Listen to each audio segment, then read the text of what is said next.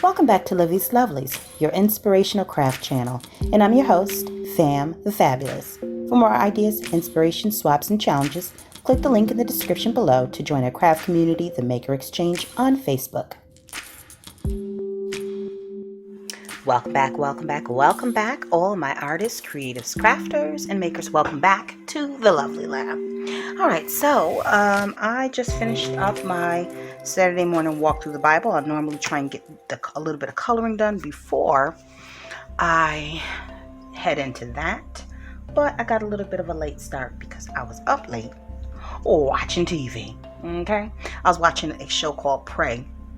You know, I love those BBC, those British type, UK-ish detective and police type shows, or whodunits. And actually, I like mostly anything that comes from across the pond. But anyway, so I was up late last night, and so I woke up late this morning. Not late, but just later than normal. So I'm doing a little bit of coloring this morning. Now, I have, in the previous videos, I have worked in this coloring book, and the last page that I've completed, was working on, was this one here. But I have gotten, not bored, but I've gotten quite a bit done off camera, so I'm going to take a break from that this week. I hope you guys don't mind. It came out, it's coming along really nice. And in the meantime, in between time, so I'm going to put this on break, and I'm going to move over to this one. This is called Life's Joyful Journey. Now, I picked this price tag says $3, but that is not how much I paid for it. I purchased this from Dollar General. That's not going to come up easy. I have to use the heat gun. But purchased this from Dollar General. It was on clearance for like 50 cents or 25 cents or something like that. So I had no choice but to get it. Because I love the fact, one, it has some landscape pictures in it. So I plan to take some of these out and put, like this one, and put it in a junk journal. Maybe even, that's actually one I wanted to do today. Let's see if there's any of them that I can, like, that's cute.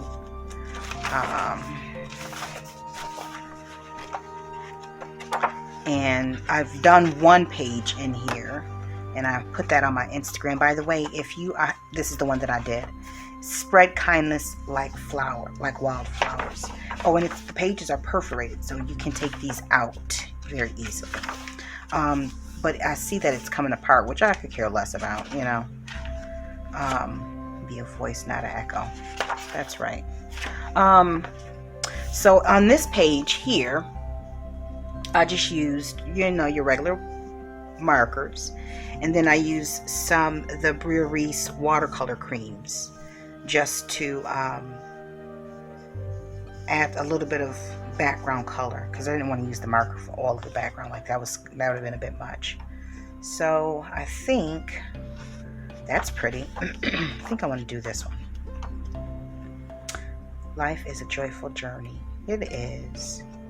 So anyways, it's Saturday. Not sure when this video is going to go up, but I would like to know what you guys have planned for this weekend. Next weekend, of course, is Father's Day, next Sunday. So I hope everybody's gotten their cards and their gifts out. If not, hurry up and get it together. I plan on Monday is Josh's birthday. So I've got to put together a couple of cards for him, for me and Dad. And we already purchased the steering wheel that he wanted. This thing was like $400, okay? But it was on sale. So I went on ahead and got it. And of course, I got the warranty, or service warranty that comes along with it, because let me tell you something, boys are hard on anything, and let alone the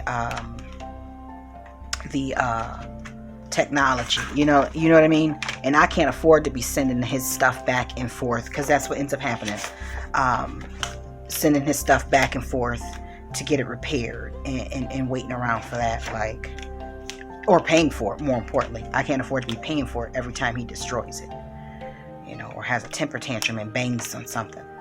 He doesn't really do too much of that, but you get what I'm saying.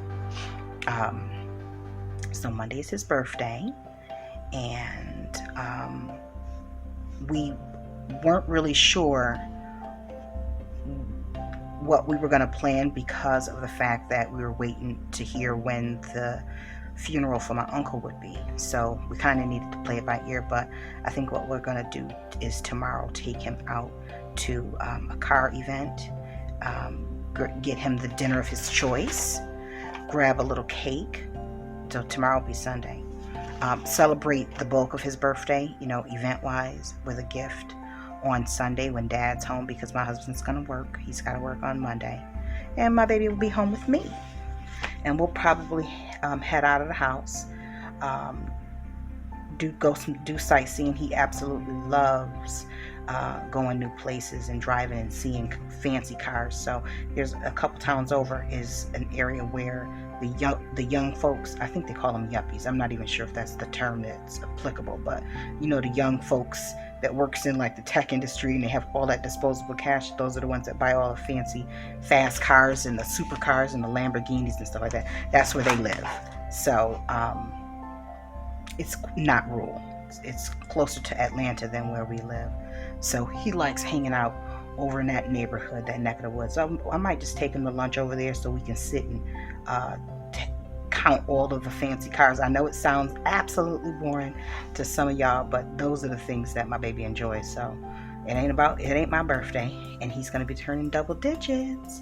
Joshua will be the big 10, and I can't believe it because time has passed by so fast where it feels like just yesterday that I was laying on the table and the doctor was calling the surgeon was calling the anesthesiologist back in because I was scheduled for a C-section, but I went into labor a day and a half before the scheduled C-section. So I didn't get a chance to check in like normal. But when I was in there, the anesthesiologist came in and gave me the drugs and left on out. And so the doctor came in, the nurse was standing by actually to tell me what all I can expect, although that was my second C-section, so I knew what to expect. So she came in and she was talking to me, and she was at the opposite end of where my head is at. And if you've ever had a C-section before, you know that they have a curtain hanging between your rib cage and your feet so that you can't see what in the world the craziness that's going on as they cut you and what have you. So you're awake, although you don't feel anything. So the anesthesiologist had left. The nurse is standing by, letting me know what to expect and how soon the doctor would be in. And as she's talking to me, she's touching my leg, and she was like, at this point, you should be all numbed up, and so the doctor will be in here any minute. And as the doctor comes in, she's saying the last bits of her spiel, and I'm like, baby girl, I can feel your hand. So I'm not sure how numb I'm supposed to be, but I'm clearly not as numb as I should be if I can feel your hand. So she says, well, wait a minute. What do you mean? And I'm like, I can feel your hand on my leg. So she was like, well, yeah, you can feel the pressure, but you won't be able to feel the... I said, no, ma'am, I feel your hand on my leg, and I feel it very, very clearly. So she said, well, can you feel this? And so she does like this. I says, yeah, you just tap my leg. And so she said, can you feel this? And she rubbed my leg. Yeah, you rubbed my leg. Then she says, can you feel this? And I said, yeah, you just, I feel a prickling. And so then she yells back, call the anesthesiologist back in. Grab her before she leaves. And so they had to come back in and give me more anesthesia because the doctor was getting ready to come in and cut into some flesh and I would have felt that. I certainly would have. And then during this wonderful experience of bringing this boy into the world, he was a big one. Now, his due date was June 23rd, which is his father's birthday. And but we were scheduled to have the C-section a week ahead of time. So that would have been the 15th. I went into labor on the 13th. They sent me home with some medicines, and I came back. I went in late at night. They sent me home the morning of the 14th. So I went in on the 13th. They sent me home. I went in the night of the 13th in labor. They sent me back home early morning of the 14th. By the afternoon, by the time it was time for my husband to get off of work, he had just made it home, and I'm like, you got to take me back because the boy is getting ready to come. I had already went into labor, and they prefer not to allow you to push after having a C-section. At least my insurance company preferred it that way. So nevertheless, that's how it had to happen. So on the 14th, I was on the table, and Josh, although it was a week ahead of time, when he came out, he was 8 pounds 14 ounces, and I'm thinking to myself, I can only imagine if he would have came out on the 23rd. They would have had to cut me, because there's no way that big old thing would have been able to come out of me one way or the other. They would have had to cut me wider. Okay, let me just tell you, and I'm glad we are all adults here so we can bear this conversation. But when after they did the incision, I noticed the table is shaking. The table is shaking because the doctor is literally she's straddled over me, trying to yank this enormous human being out of my stomach. So she's shifting and shifting and shifting and shifting, and so is the table. And I'm looking up at my husband in sheer terror, like, what in the world is going on? And my husband is like, he's big. They trying to get him out. They're trying to get him out. Everything's under control. And seconds later emerges this big bellied baby, and to this day, so after he comes out, the name that I call him is Fat Baby Belly. As a newborn and as an infant, I call him Fat Baby Belly, because when he came out, this creature, this human being, was legs and belly, mostly belly. He was all belly, okay, and a head and some arms, but most of all, he was a belly. So to this day, I don't call him Fat Baby Belly. Over the years, it's gotten shortened to just fat. If you ever hear, which I try and edit out, I don't talk to him on camera, but every once in a while I do. But if I'm yelling through the house for him, you'd hear me say fat, blah blah blah. So, and every once in a while I'll say to him, fat baby belly, so he knows. But I've told him the story. He gets a kick out of hearing it. But it's just amazing that those 10 years have gone by, and I'm just honored, and I feel truly blessed that God has enabled me to be at home to raise him and watch him grow, because I know that when he gets older, I won't have any regrets. I won't feel as though someone else has had the opportunity and the blessing of watching him take his first steps, and showing him how to do XYZ. No, but I've been there every step of the way, and that story is not the same for everybody. That isn't everybody's story, and I know that. I watched my sister struggle when she was raising my niece, with wanting to be at the events and wanting to be able to get off from work, but also being faced with the challenge of being a sole provider and to have to make sure the bills were paid, or not having the luxury of because it hasn't always been FMLA, that hasn't always been a thing. So parents quite often would have to go into work and leave their child with grandma and grandpa, or whomever, while the child was sick, knowing or feeling as though they should be there. So I know it's definitely not lost on me, the sacrifice that's made when trying to raise a child, and oftentimes not being able to be there as often as you would like at the times where you feel that your presence is most needed. So I do feel blessed that God has allowed me to be here with Josh every step of the way, and also take pride in knowing that the things that I wanted him to learn the things, those milestones, those milestone points that you teach them how to tie their shoe, how to ride their bike, and things like that. I've been blessed to either be there to help him with that, or watch him as his dad showed him. And then also we have an amazing village of people who care. God has placed a lot of people on our path that just love the Lord and want the best for any child that they are in the presence of. So we've had an amazing church family that has played such an intricate part in his upbringing and encouraging him, because we don't have family close by, but in encouraging him and teaching him and instructing him and supporting the Christian foundation that me and his dad have attempted to lay, or should I say we have laid in him. So he's turning double digits on Monday, but as he does, I just look back on the time that I have been blessed to be his mom, and I'm just ever grateful for it.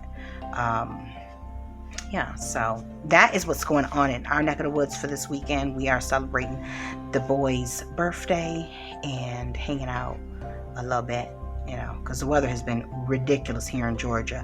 I mean, it'll be 80 degrees, the sun is shining, and then all of a sudden you see a black cloud and here comes a downpour. It's like, really? While we're on the trail you wanted to do this? Apparently we must need that rain, so I ain't gonna complain, but I do want to. I want to complain, but I'm not going to, because the rain is needed somewhere. So anyways, I am not going to be on here very long today, because like I said, it's Josh's birthday weekend, and I could sit here and color and chat all day. I can talk y'all ear off, but yeah, I'm sure y'all got other stuff to do. What do you guys have going on in your neck of the woods? Y'all crafting, y'all getting ready for Father's Day, hanging out, enjoying the weather. What's the weather like in your part of the country, or in your city or state? Y'all experiencing any downpours like we are over here? The wonderful downpours that we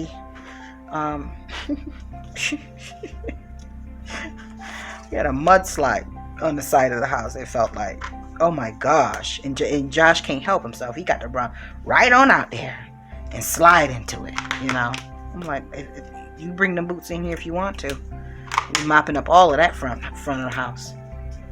I don't want to use that. I want something kind of vibrant for these two.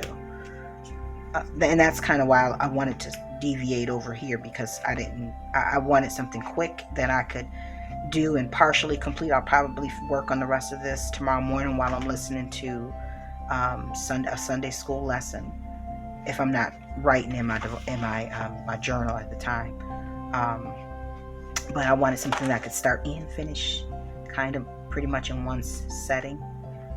And by the way, so the Father's Day is next Sunday, but my husband's birthday is 3 days after. I'm telling you, y'all, the pocketbook is going to be so lonely in there, because there's going to be no coins rattling, no dollar bills. Not that I carry them anyways, but yeah, I get the point that I'm making. These guys is tapping me dry.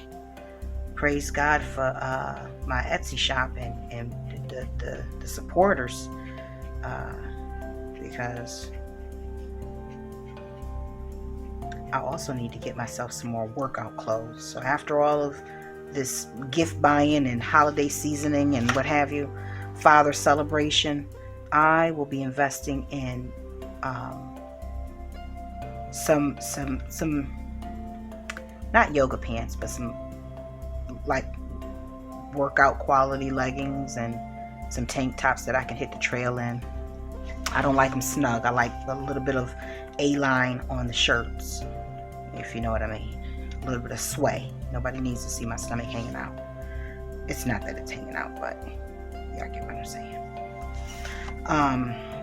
And then lastly, I think we will be releasing our collab will go up on our channels.